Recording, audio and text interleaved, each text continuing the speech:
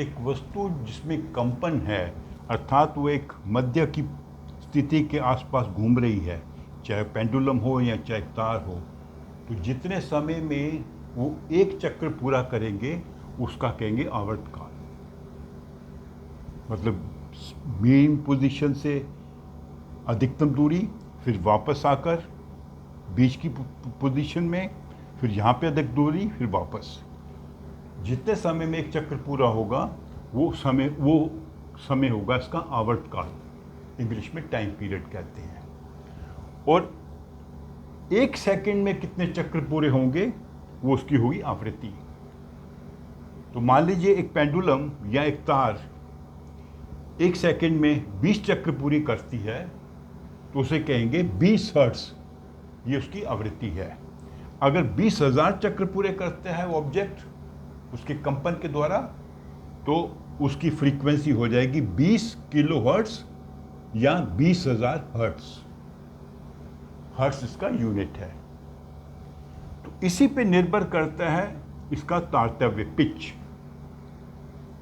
जितनी ज़्यादा फ्रीक्वेंसी होगी, अर्थात जितना ज़्यादा आवृत्ति होगी, उतनी ही उसकी जो साउंड है, ध्वनि है, उसका तारतम्य उतना अधिक होगा, उसकी पिच उतनी अधिक होगी।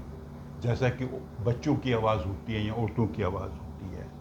अगर कम फ्रीक्वेंसी होगी, जैसे दो ये साउंड्स हैं, इसमें फ्रीक्वेंसी कम है, इसमें फ्रीक्वेंसी ज़्यादा है, एक सेकंड में 2 साइकिल, एक सेकंड में 5 साइकिल। सिर्फ एग्जाम्पल भी आपको समझा रहा हूँ। ये लो पिच साउंड होगी, ये हाई पिच साउंड होगी। इसका तारतम्य अधिक होगा, इसका तारतम्य कम होगा। फिर एक और ध्वनि की क्वालिटी होता है, गुण होता है प्रबलता, लाउडनेस। लाउडनेस निर्भर करता है आयाम के ऊपर, अर्थात मध्य की पोजीशन से कितनी दूर तक वो जाता है ऑब्जेक्ट जब वो उसमें कंपन होता है, या ये तार है कितनी दूर तक ऊपर या नीचे जाएगी। जो सबसे अधिकतम दूरी होती है उसे कहते हैं आयाम, और आयाम पे निर्भर करती है ध्वनि की प्रबलता, लाउडनेस। अधिक आयाम, अधिक प्रबलता, ज़्यादा ऊंची आवाज़ होगी। कम आयाम, कम प्रबलता, धीमी आवाज़ होगी।